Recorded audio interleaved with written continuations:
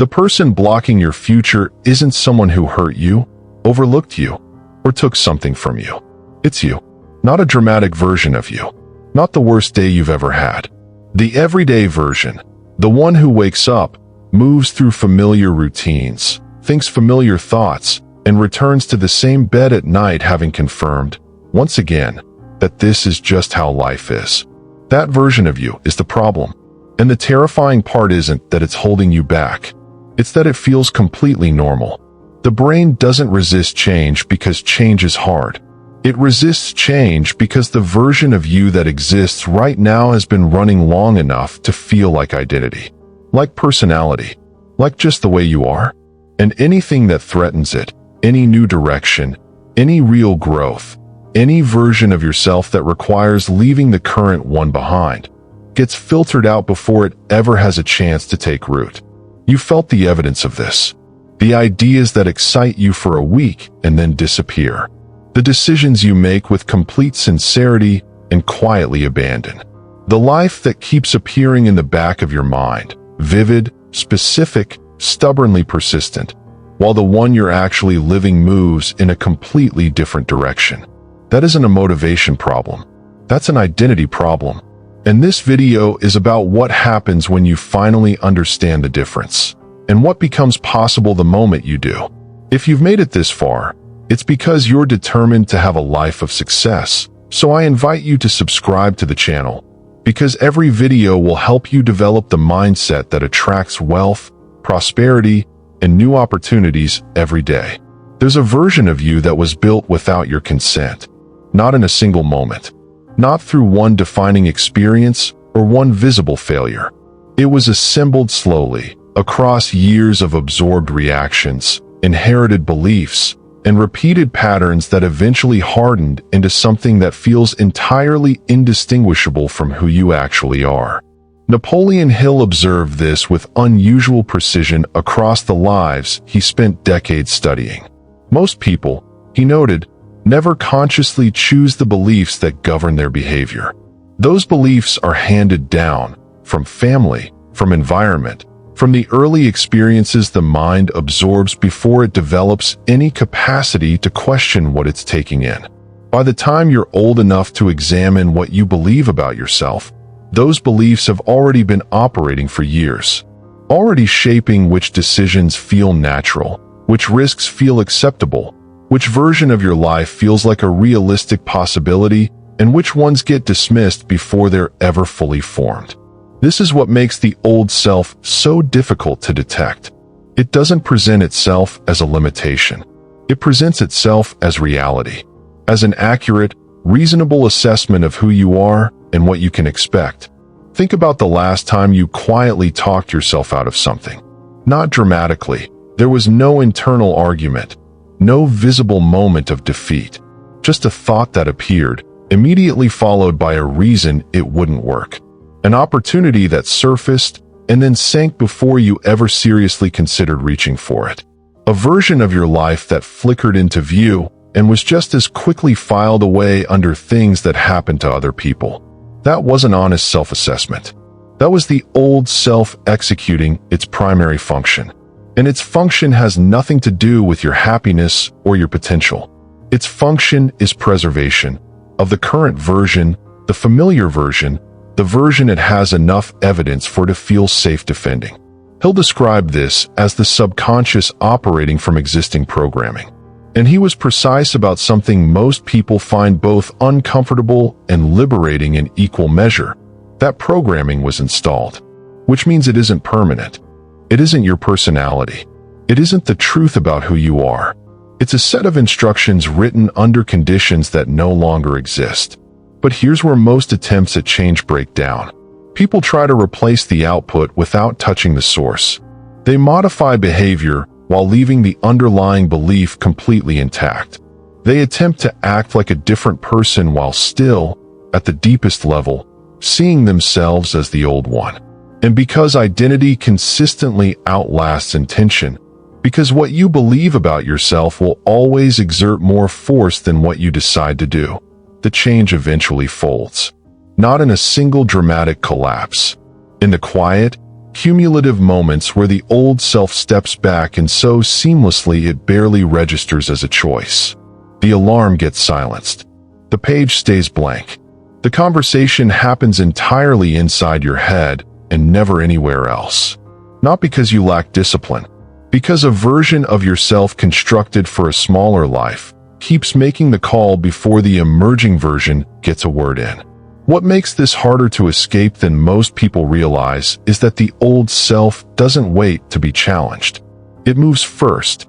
It generates the fatigue before the effort begins. It surfaces the doubt before the idea fully forms. It retrieves the memory of past failures at the exact moment something new is about to be attempted. Not as punishment, as protection, which is precisely why confronting it through willpower alone, through the exhausting, grinding effort of trying to outforce something embedded this deep, was never a strategy that could hold. What actually works operates at the same depth the old self was constructed. Not louder, not harder, deeper. But to reach that level, most people first need to confront something they've been avoiding, something so familiar it became invisible, and so invisible it's been making every important decision without being noticed. Most people don't actually know who they are. They know who they've been. They know the roles they've occupied, the labels they've absorbed, the story that gets repeated at family dinners and written into resumes. They know the version of themselves that other people recognize and react to. But who they are beneath all of that, separate from the history, separate from the patterns, separate from the identity assembled before they were old enough to have a say, remains largely unexamined. And that matters more than almost anything else we'll discuss here. You cannot outgrow a version of yourself you've never clearly seen. You cannot leave behind an identity you haven't first identified. Most people spend years trying to construct something new on top of a foundation they've never looked at directly, and then can't understand why the new keeps dissolving back into the old. He'll return to this with quiet insistence throughout his work. The image a person holds of themselves, he observed, is not a reflection of who they are. It's a blueprint for who they will become. The self-image doesn't follow the life, it precedes it. It determines, before any decision is made, what gets reached for and what gets quietly ruled out. Which means the most important question isn't what you want. It's what you currently believe you are. Because that belief is already deciding what feels possible, what feels appropriate, and what feels like too much for someone like you. Sit with that for a moment. Your life right now, the relationships, the finances, the daily patterns, the ceiling you keep approaching without ever pushing through, is not a random accumulation of events. It is in precise reflection of your self-image. Not the version you aspire to. The version you actually, quietly, at the deepest level, believe yourself to be. Those two things are rarely the same. And the space between them is where most people spend their entire lives without ever naming what's keeping them there. Hill documented this pattern with consistency across wildly different backgrounds and circumstances. A person rises to a certain level, financially, professionally, personally, and then plateaus. Not because the path closes, not because the talent runs out, because they reach the boundary of what their self-image considers appropriate for someone like them, and the mind, faithful to the identity it's been given, begins steering back toward familiar ground.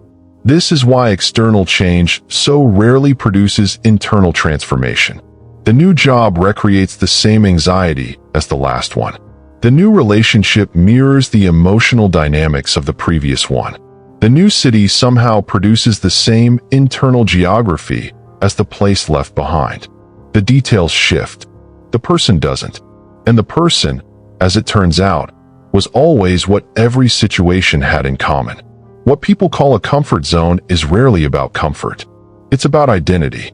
The boundary isn't drawn around what feels pleasant, it's drawn around what feels like you. And anything beyond that line, regardless of how much you want it, triggers a quiet, automatic correction back toward the version of yourself that feels accurate. The old self doesn't argue. It doesn't need to. It simply makes expansion feel slightly wrong, slightly excessive, slightly unearned, slightly more than what someone with your history is supposed to claim. And the deeply unsettling part is that you've been listening to that signal your entire life. Not out of weakness, because it's been there so long it sounds indistinguishable from your own voice. So the first real move toward a different life isn't a new habit. It isn't a new environment or a new strategy or a new morning routine. It's turning to face the self-image you've been living inside and asking, with genuine honesty, whether any of it was ever actually true. Because most of it wasn't. Most of it was a conclusion drawn too early, from experiences that were never meant to carry the weight of a lifetime. And the moment you begin to question it, not as a thought exercise, but at the level where it actually operates, something shifts that most people are completely unprepared for. Questioning the self-image doesn't feel like freedom. Not at first. It feels like standing on ground you assumed was solid and discovering it has far less substance than you believed. Everything you've been using as a reference point, your sense of what you're capable of, what you deserve, what's reasonable for someone with your particular history, becomes suddenly uncertain. And uncertainty, for most people, is the signal to pull back. But that discomfort isn't a warning. It's a confirmation. It's telling you that what you're questioning has been load-bearing, holding something in place that was never meant to be permanent. The structures that feel most dangerous to examine are always the ones doing the most quiet damage. He'll describe this as the tension between the conscious and subconscious mind. The conscious mind can adopt a new idea, feel genuinely moved by it, commit to it with complete sincerity. But if the subconscious, where the self-image actually resides, doesn't recognize that idea as consistent with its existing picture of who you are, it will work against every conscious effort. Not loudly, not dramatically, with a steady, invisible persistence that most people never identify as the source of their stalling. This is the actual mechanism behind most failed attempts at change. Not a lack of desire, not insufficient discipline. Two versions of yourself moving in opposite directions. One reaching forward, the other pulling back toward the only version of you it knows how to protect. You felt this as the exhaustion that arrives without cause. The resistance that builds exactly when momentum should be growing. The afternoon where nothing that felt real in the morning feels real anymore. That isn't weakness. That's friction, the specific friction of a mind divided against itself. Most people read that friction as a message about the destination, that the goal was wrong, that the timing was off, that the whole thing was a sign pointing back to safer ground. It isn't. It's almost always a sign that something real is being threatened. Consider what it takes to renovate a structure that's been standing for decades. You don't start with paint or furniture. You start with a structural assessment, identifying what's load-bearing, what's cosmetic, what has been carrying weight it was never designed to hold. And in almost every case, the walls that appear most solid from the outside are the ones concealing the most damage within. The self-image operates the same way. The beliefs that feel least like beliefs, the ones that register as facts, as simple reality, as just the way things are, those are the ones most worth examining. Because that level of certainty is almost never a sign of accuracy. It's a sign of repetition, of how many times the same thought has moved through the mind unchallenged. And repetition, as Hill understood at a level most people overlook, is precisely how the subconscious accepts anything as true. Not because it has been proven, because it has been consistent. Which means the same mechanism that built the limiting version of your self-image can dismantle it. The same process that installed the old story can be used to write a different one. Not through a single breakthrough. Not through one decision made in a rare moment of clarity. Through patient, deliberate, emotionally invested repetition of something new. And here's where most people make the mistake that costs them everything. They try to reach the subconscious through logic. Through affirmations spoken without conviction. Through goals written in notebooks that the deeper mind never actually registers. Logic doesn't reach where the self-image lives. Emotion does. Not the temporary emotion of excitement or enthusiasm, the kind that arrives with a fresh start and disappears with the first real obstacle. Something steadier than that. Something rooted in a part of you that has been waiting longer than you've been searching. Before we go there, I want you to do one thing. Go to the comments right now and write "I am ready." Not as a gesture, as a declaration. Because the moment an intention moves from the private space of your mind into something visible, something real outside of you, a different part of you registers it differently than any thought ever could. He'll believe that the act of externalizing a commitment begins the process of the subconscious accepting it as evidence. Not someday. Immediately. Write "I am ready" in the comments. Then stay, because what comes next is where everything we've been building toward actually begins to move. There's a moment most people never talk about. Not the moment they decided to change. Not the moment they finally got somewhere. The moment in between, the one that quietly decides which of those two things actually happens. It's the moment the old self makes its most convincing argument. Not through obvious fear. Not through visible resistance. Through something far more sophisticated, an internal voice that sounds almost identical to wisdom, to maturity, to the kind of measured, grounded thinking that reasonable adults are supposed to trust. It says things like, "The timing isn't right," or "I need to be more prepared before I treat this seriously," or, most effectively, "I've been here before and I know how this ends." That last one is the most dangerous, because it isn't entirely false. You have been here before. Things have stalled before. The old self isn't lying, it's editing. Selecting the evidence that supports the conclusion it has already reached and presenting that selection as the complete picture. He'll describe this as the mind operating without conscious direction, not searching for truth, but searching for confirmation of whatever it already believes. Left unmanaged, the mind doesn't evaluate your potential objectively. It builds a case, and it builds it from real material, actual memories, actual experiences, actual moments where things didn't work, arranged in a way that makes the outcome feel inevitable. If it believes you're someone who almost makes it, it will find evidence of almost everywhere in your history. If it believes you're someone who begins well and then retreats, it will retrieve examples of that pattern with remarkable consistency and present them not as patterns, but as proof. And you believe it, not because you're naive, because the evidence exists. The pattern did happen. What the old self never includes in its presentation is context. That the pattern happened under specific conditions, with a specific version of you, who had specific limitations that no longer apply. The past isn't being shown to you accurately, it's being used as an argument. And arguments, unlike memories, are designed to win. Think about a canyon carved by a river over thousands of years. The water doesn't follow that path because it's the only direction available. It follows it because the groove is already there, deep, established, requiring no effort to navigate. The canyon isn't the destination. It's just the path of least resistance. Your habitual thinking works exactly the same way. Thoughts return to the same grooves not because those grooves are accurate, but because they're familiar.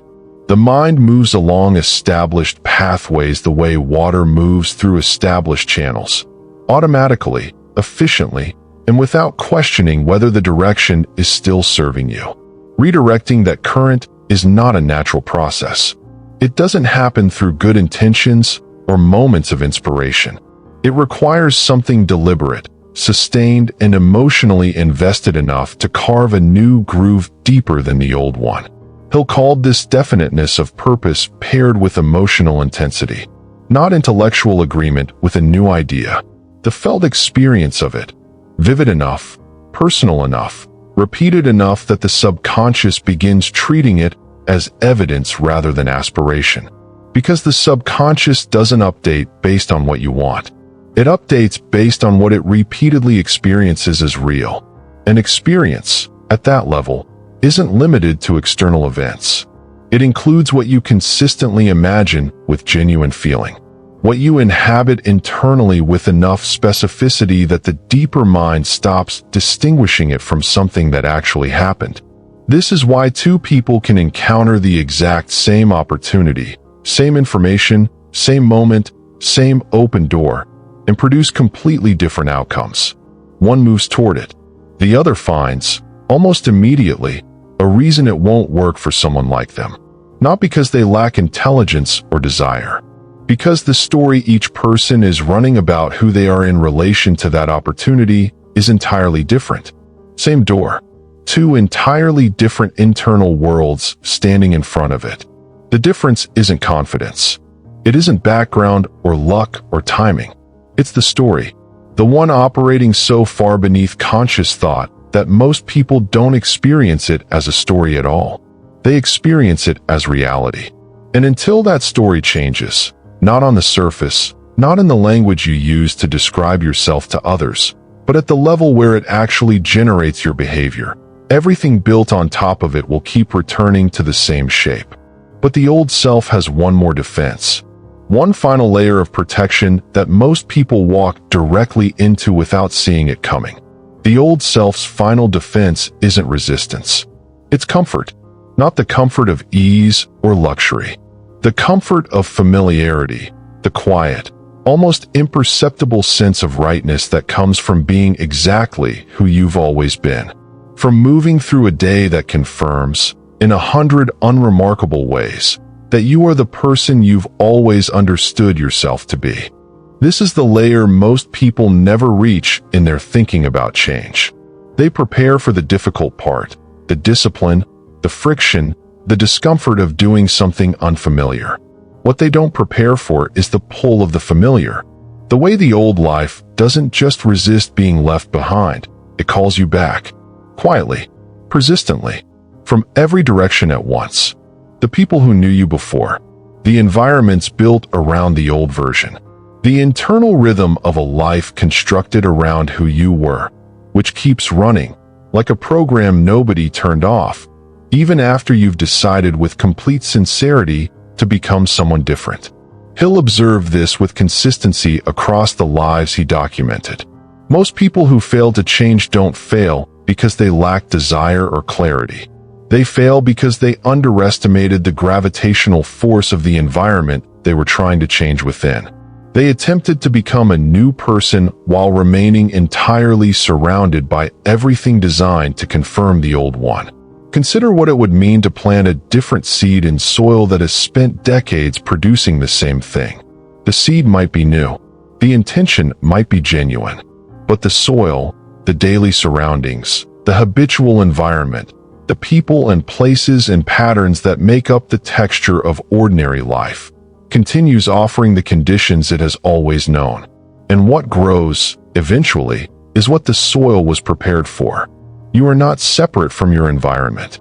You are, to a degree most people find uncomfortable to acknowledge, shaped by it, continuously and invisibly. The thoughts that feel most natural, the emotions that surface most regularly, the unspoken sense of what's normal and what's too much, all of it is being recalibrated every single day by the conditions you consistently inhabit. This is an argument for passivity. He'll never made that argument. What he insisted on, without sentiment, without softening, was that attempting to change yourself without altering the conditions around you is working against a current that never stops. Not impossible, but exhausting in a way that compounds over time until most people mistake the exhaustion for evidence that change isn't available to them. The people who genuinely shed the old version of themselves and build something lasting almost always move on two levels at once. They work on the internal, the beliefs, the self-image, the story operating below conscious thought. And they deliberately reshape the external, what they see, what they consume, who they spend consistent time with, and what those people treat as ordinary. Because ordinary is the most powerful force in any life. Not inspiration, not discipline. What feels normal? And normal is absorbed, not decided. Spend enough time inside an environment where limitation is the shared assumption, and limitation begins to feel like the accurate description of reality. Not a perspective, not a story, but simply the way things are. Spend enough time near people for whom growth is unremarkable, for whom building something significant is just what people do, and your own internal ceiling rises without effort, without a single conscious decision, simply through sustained proximity to a different definition of possible. He'll describe this as one of the most underestimated forces in human development, the idea that the minds you remain close to don't merely affect your mood. They affect your perception of what's real, what's achievable, what someone like you is entitled to expect from their life. Most people never choose their environment deliberately. They inherit it from geography, from habit, from relationships that formed through accident rather than intention. And then they apply enormous effort trying to change from within a container that was never built to hold a different version of them. The harvest keeps coming out the same, and they keep blaming the seed. The seed was never the problem. It was always the soil. Changing the soil requires something most people aren't told to prepare for. Not the courage to try something hard. Most people have that in abundance. The courage to leave something familiar, even when familiar is comfortable, even when familiar is loved, even when familiar is the only version of home you've ever known. And when you actually begin to make that move, when you take the first real steps away from the life the old self built, something happens that almost nobody warns you about. When you begin to change, really change, not the surface kind, the people around you notice before you do. Not because the shift is dramatic, because even subtle alterations in how you carry yourself, what you tolerate, what you reach toward, and what you quietly stop accepting, those changes are legible to people who built their picture of normal partly around who you've been. And that legibility rarely produces celebration. It produces friction, not always from people who wish you harm, often from the ones closest to you, the ones who love the version of you they know, who have organized their own sense of what's possible partly around your shared definition of it, and who experience your changing as something that, without anyone naming it directly, raises a question they weren't prepared to sit with. If you can change, what does that mean for me? That question never gets spoken, but it gets answered through jokes that land slightly wrong, through enthusiasm that doesn't quite arrive when you expect it, through concerned voices that wrap skepticism in the language of care, through the people who loved you most becoming, without explanation, the quietest about the things that matter most to you now. He'll address this dynamic with unusual directness. The people most likely to resist your transformation, he observed, are rarely strangers or rivals. They are the familiar ones, responding not from malice, but from the unexamined discomfort that one person's genuine growth produces in those who haven't moved in the same direction. This is one of the most isolating parts of becoming someone new, and it's the part almost nobody prepares for, because the difficulty was supposed to come from the work itself, from discipline, from setbacks, from the external challenges of building something different, not from the faces of people you trust. But here's what that friction is actually telling you. It's confirmation, not that you're wrong to change, that the change is real enough to disturb the equilibrium around you. Resistance from the environment is often the first external evidence that something genuine is occurring internally, because things that don't threaten the existing order don't produce resistance. The question is what you do when it arrives. Most people make one of two moves. They contract, rounding off the edges of their transformation to fit the shape the environment expects, softening the new version of themselves to preserve the comfort of the people around them. Or they overcorrect in the opposite direction, pulling away entirely, reclassifying every relationship that predates the change as a liability to be managed rather than a connection to be navigated. Neither produces what's actually needed. Hill's observations pointed consistently towards something harder than either of those responses. The ability to remain in genuine relationship with where you came from without being governed by it. To hold the people and places of the old life with real care, and to refuse, quietly and without drama, to let that care become the boundary of your evolution. In practice, This is one of the most emotionally demanding things a person can sustain, because the pull isn't only external. It lives inside you too, in the guilt that surfaces when you outgrow something familiar, in the grief nobody names when a version of your life is left behind, in the disorienting experience of becoming someone new while carrying the full, unedited memory of who you were. Grief and growth move together. The people who deny that tend to abandon rather than evolve, severing the past with a kind of force that leaves damage in themselves they don't find until much later. Genuine transformation doesn't require contempt for what came before. It requires clarity about why it can no longer be the destination. The old version of you wasn't wrong to exist. It was simply built for conditions that no longer define you. And there's a significant difference between leaving something behind because you've grown beyond it and leaving something behind because you resent it. One is evolution. The other is escape, and escape, as a strategy, tends to recreate the same conditions in a different location. Clarity dissolves the old self cleanly. Contempt just relocates it.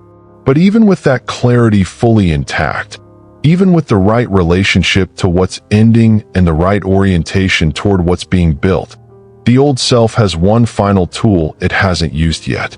Something so common, so woven into ordinary experience, that most people never recognize it as a mechanism of control. The final tool isn't fear. It's time. Not the lack of it, the perception of it. The old self doesn't need to stop you directly. It doesn't need to win a confrontation or construct an argument powerful enough to make you abandon everything. It only needs to introduce one thought, quiet, reasonable, almost impossible to argue against. There's still time. Not now. Later, when things settle, when the circumstances align more naturally with the kind of change you're considering. When you feel more prepared, more stable, more like the version of yourself who actually does this kind of thing. Later never presents itself as surrender. That's what makes it so effective. It presents itself as wisdom, as patience, as the measured recognition that timing matters, which it does, and that moving before you're ready is just as dangerous as not moving at all.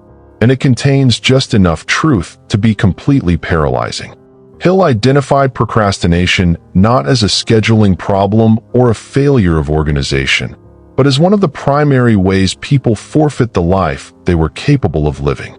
Not through a single dramatic refusal, through the accumulated weight of 1,000 individual postponements, each one defensible in isolation, collectively catastrophic. Think about what later actually produces. Not in intention, not in preparation, but in real movement toward the life you've said you want. Most people, when they examine this with honesty, find that later produced more waiting, that the conditions never reached the threshold that would have felt sufficient, that the version of themselves who was going to be ready kept requiring just a little more time before becoming available. Because readiness, in the way most people conceive of it, isn't a destination. It isn't a state that precedes action. It's something that emerges through action, assembled from the experience of moving before certainty, of doing before knowing, of discovering through direct contact that you were more capable than the waiting implied. Every person Hill documented who built something lasting began not from readiness, but from decision. They became equipped in the process of moving, not before it. The old self understands this, which is precisely why it works to keep you in the preparation stage.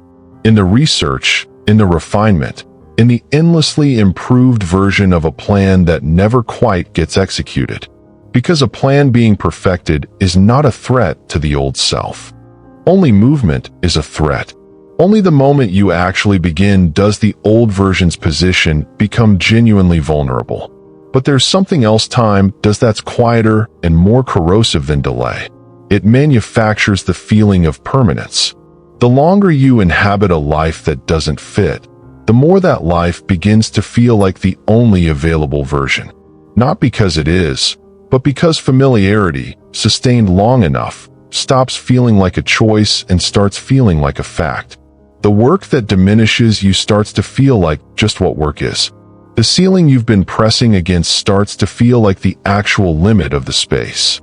The version of yourself running on low for years starts to feel like simply who you are. This is one of the least dramatic and most complete ways a life gets lost. Not through failure, not through catastrophe, through gradual accommodation, the slow, barely perceptible settling into a shape that was never meant to be final, mistaken eventually for the truth about what's possible. Hill named this among the most serious dangers facing any person with real potential. Not external opposition, not failure, not circumstances working against them, but the quiet, incremental acceptance of a life smaller than the one they were built to live. Because accommodation doesn't announce itself as defeat. It arrives wearing the language of maturity, of realism, of finally understanding how the world actually works. And by the time most people recognize it for what it is, they've been inside it long enough that the idea of leaving feels almost more frightening than the idea of staying. Almost. Because something survives even the longest accommodation. Something the old self cannot argue with, cannot exhaust, cannot convince to be reasonable. It has been there the entire time, through every delay, every retreat, every version of later that became another year. And it's about to become impossible to ignore. There's a part of you that has never accepted the life you're living as the final answer. Not the ambitious part. Not the part that wants more in the way that word usually gets used. The bigger number, the better title, the external marker that finally signals arrival. Something quieter than that. Something that surfaces not when you're planning or comparing or measuring yourself against anyone else, but in the unguarded moments. The drive home when the radio stays off. The few minutes before sleep when the day's noise finally settles. The unexpected stillness in the middle of an ordinary afternoon where something rises, briefly and without announcement, that feels less like desire and more like memory. A memory of a life you haven't lived yet. That isn't restlessness. It isn't dissatisfaction in the common sense of the word. It's recognition. The recognition of a distance between what is and what remains possible, felt not as ambition but as something closer to a quiet ache. The sense that something real is going unlived. That the version of you capable of more isn't a product of comparison or ego, but something genuine.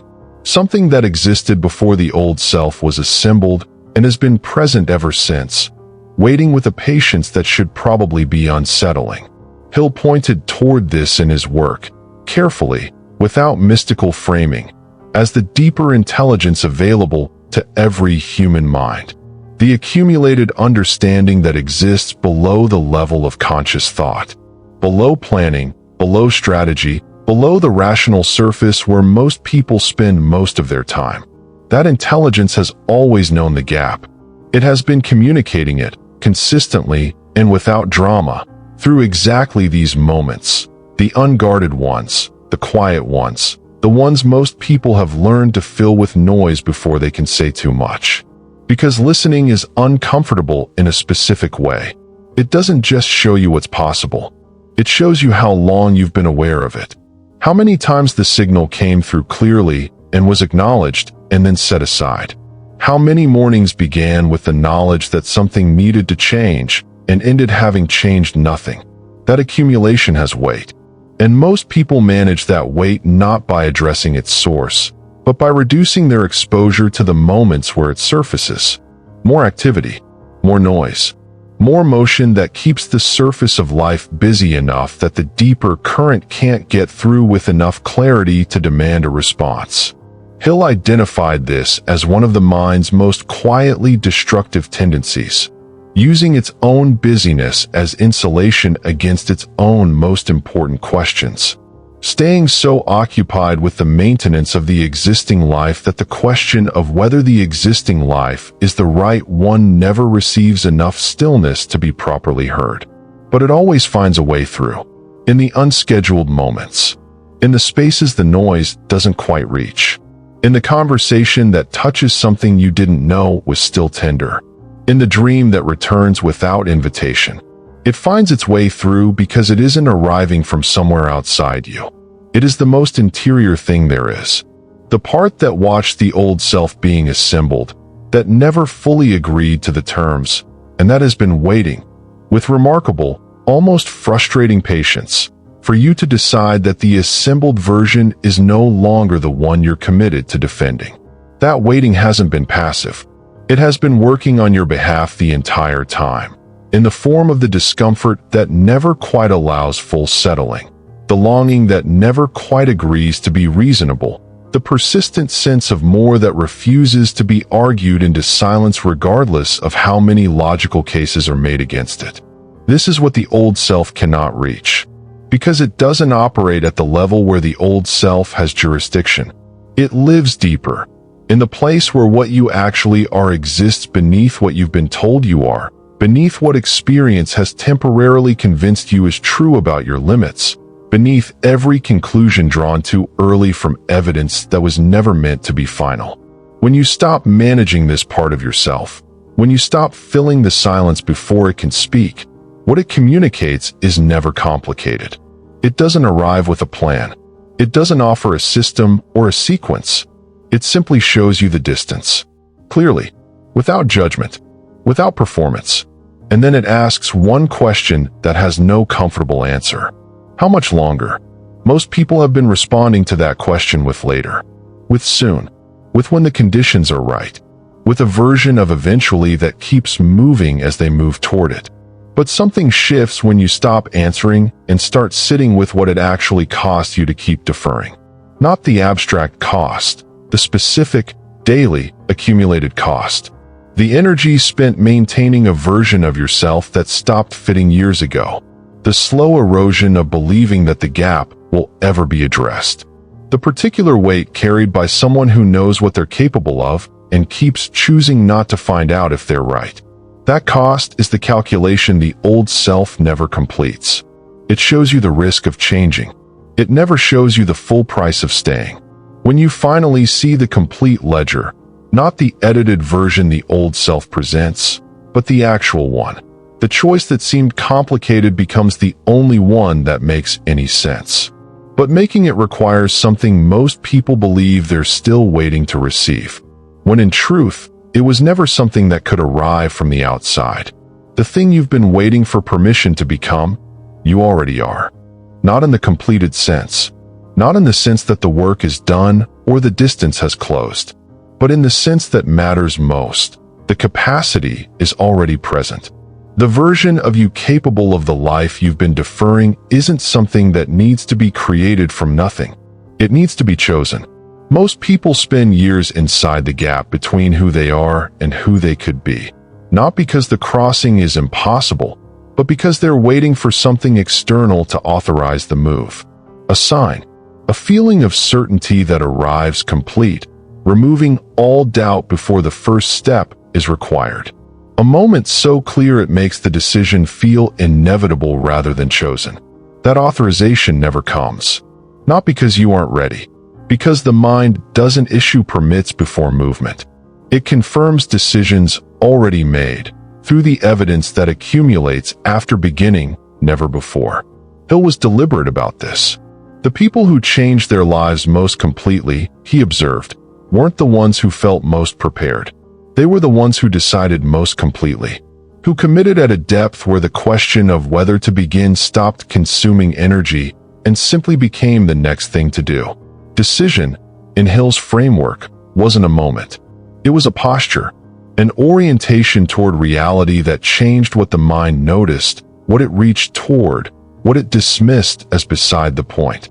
The person who has genuinely decided doesn't spend resources managing doubt, not because doubt disappears, but because doubt stops determining what happens next. Think about the difference between someone standing at the edge of the water, still deciding whether to jump, and someone already in it. The person at the edge is still negotiating, still gathering information that might alter the outcome, still, in some essential way, not yet committed. The person in the water is solving an entirely different set of problems, not whether to swim, but how. The old self lives permanently at the edge. It is extraordinarily capable there, raising questions, requesting more information, suggesting that another pass through the assessment stage would be wise. And as long as you remain there with it, it retains authority. Because deliberation is its territory. It was constructed precisely for that, to keep you in the evaluation phase long enough that the window narrows without anyone having to take responsibility for closing it. The new self begins the moment you leave the edge. Not incrementally. Not with one cautious foot extended. Completely. And here's what most people don't expect from that moment. It's lighter than the waiting was. Not easier. The obstacles don't clear. The path doesn't reveal itself in full. The work doesn't become simpler. But something that was consuming enormous energy releases. The constant internal negotiation. The management of competing versions of the same decision. The exhausting effort of living partially in each of two lives simultaneously. That energy becomes available for something else. And what it becomes available for changes everything. Hill described a complete decision as one of the most immediately practical things a person can make. Not because it alters external circumstances, which it doesn't, not immediately, but because it stops fracturing the mind against itself. A mind unified behind a single direction isn't twice as effective as a divided one. It is different in kind. Different in the way a river with a clear channel is different from the same water spread across flat ground. One cuts through stone, the other disappears. You have the volume. What changes the outcome is the channel. But choosing the channel, deciding at the structural level Hill described, not the surface level of intention but the deeper level of identity, requires passing through one final argument the old self has been saving. Not fear. Not the weight of past failure. Not uncertainty about the future. Something more intimate than any of those. The quiet, persistent belief that you are the exception. That what's being described applies to people with different histories, different starting conditions, different amounts of accumulated damage to navigate. That somewhere in your specific combination of circumstances is a reason the crossing is available to others but remains, for you, just out of reach. That belief is the last wall, and it is built from nothing real. Hill documented people who began with less than you have now, who lost more than most people ever risk, who faced opposition sufficient to justify, by any reasonable standard, staying exactly where they were. And without exception, the ones who crossed didn't do so because their circumstances improved first. They crossed, and then the circumstances changed. That sequence, inner shift preceding outer change, identity moving before evidence, decision arriving before proof, contradicts almost everything most people have absorbed about how progress actually works. But it is how it works. Without exception, in every life Hill documented, in every genuine transformation that has ever occurred. The only thing remaining between you and that sequence beginning is the last argument the old self knows how to make. And it's the one that sounds most like your own voice. The last argument sounds like this. I already know all of this. I've known it for years. And knowing it hasn't changed anything. It's the most sophisticated thing the old self ever produces. Because it doesn't use fear or doubt. It uses your own intelligence. It takes every moment of clarity you've ever had, every previous recognition that something needed to change, and converts that history into evidence that insight alone is insufficient for someone like you. That you are a person for whom understanding produces awareness, but not movement. That the gap between knowing and doing is, in your specific case, permanent. That argument feels like honest self-assessment. It isn't. It's the old self's most refined defense, using the record of previous insight without action to suggest that action without precedent is no longer available to you. But here's what it gets fundamentally wrong. Knowing and deciding are not the same thing. Understanding a truth and committing to live inside it are not the same thing. Awareness of what needs to change and the actual, identity-level choice to become the person who changes it. These are categorically different, and most people have spent years, sometimes entire decades, in the first without ever fully arriving at the second. This is the final distance. Not between ignorance and understanding. You've already crossed that. Between understanding and embodiment. Between knowing something is true and living inside it so completely that it stops being a conclusion you've reached and becomes simply who you are. He'll describe this as the distance between wishing and believing. And he drew the line with precision. Wishing holds the desired outcome at a slight remove. It wants, it admires, it reaches toward, but maintains an unspoken separation between the person and the thing being pursued. Believing positions the outcome differently, not as something being approached from a distance, but as something already true at a level that external reality hasn't yet caught up to. That shift doesn't happen through more understanding. You have enough understanding. It doesn't happen through better planning or more refined preparation or another pass through the same material, hoping something lands differently this time.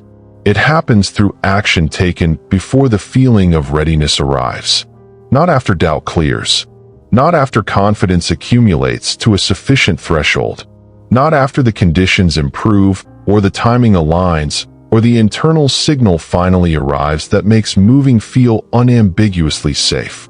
Before all of that, while all of that remains unresolved. Because readiness, the felt sense that now is the right moment, that you are finally the right person, is not what precedes action. It is what action produces. It arrives after the first move, built from the experience of having moved, and it was never going to appear on the shore where you were waiting for it. Think about the difference between understanding how to swim and being in the water.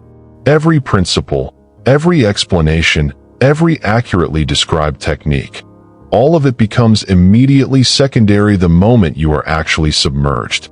Not because the knowledge was wrong, because knowledge about swimming and the experience of swimming are separated by a distance that only getting wet can close. The life you want is on the other side of that water, and the description of it, however resonant, however many times you've returned to it and felt the recognition of something real, is still on this side. He'll observe this edge across thousands of lives. And what he found was that the crossing itself was rarely what stopped people. What stopped them was the moment of entry, the point of irreversibility, where the old life could no longer be quietly maintained as a fallback. Where you were no longer someone considering change, but someone who had changed, and for whom returning would require an active choice rather than a passive drift. That point is where the old self runs out of authority. Because once you're in the water, its arguments become purely retrospective. They can describe the shore you left. They cannot return you to it without your deliberate participation. And here is what almost no one prepares you for about the other side. It doesn't feel the way you imagined. It doesn't feel like arrival. It doesn't carry the unambiguous clarity of finally being who you were supposed to be. The difficulty doesn't dissolve. The uncertainty doesn't resolve into permanent confidence. It feels like continuation, like the next thing after a real decision, like someone simply living in the direction of who they actually are, which is quieter, less dramatic, and more sustaining than anything the imagination constructs when picturing transformation from the outside. The profound thing about becoming a genuinely different version of yourself is that from the inside, it feels ordinary. Not because it isn't significant, because significance, when it's real, doesn't announce itself with ceremony. It becomes the new texture of daily experience, the new baseline from which everything else is measured. And that baseline, unremarkable, unglamorous, the steady continuity of a life lived in alignment with what's actually true about you, is the one thing the old self, for all its sophistication, could never provide. No matter how comfortable it made the waiting feel. You came into this conversation already knowing something needed to change. Not in the vague, ambient way that surfaces when life feels generally uncomfortable. In the specific, personal way that carries real weight. The kind of knowing that doesn't dissolve when the screen goes dark, that doesn't get filed alongside the other things understood and left untouched. You knew before you pressed play. So what this conversation has offered isn't new information. It's language for something already present.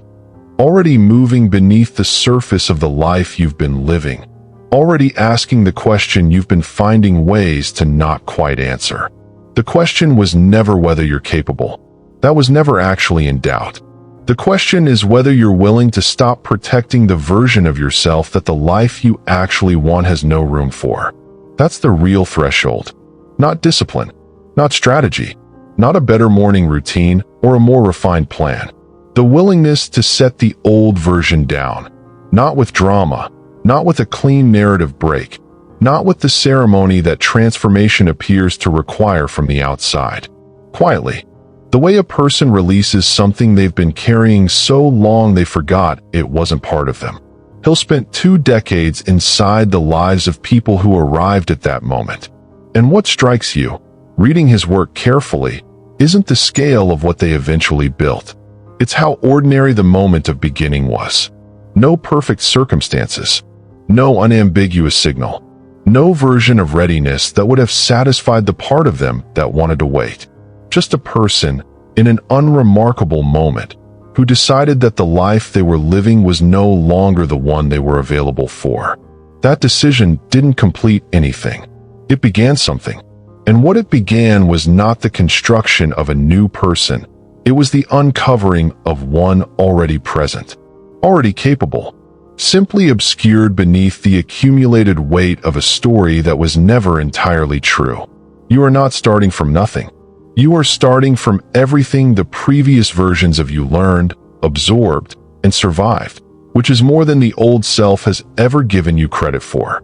Every attempt that didn't work taught something a smooth success would have concealed. Every time you stayed when leaving was easier, something was built that comfort never could have produced. And every version of yourself you've already outgrown, and there have been several, whether you name them or not, is evidence that the process you're being asked to trust has already happened in you before. The old self wants you to believe that this particular version is different, that it's more permanent, more justified, more real than the ones you've left behind, that its claim on your identity is stronger, its roots deeper, its evidence more conclusive. It isn't. It's simply the most recent. And most recent has always felt, from the inside, exactly like final. It never is. What is final, the only thing that genuinely qualifies for that word, is the moment you decide it is. The moment you extend the old self's lease one more time, with one more version of later that you already know, somewhere beneath the reasoning, will not arrive on the terms being offered. Hill didn't study extraordinary people to extract a formula.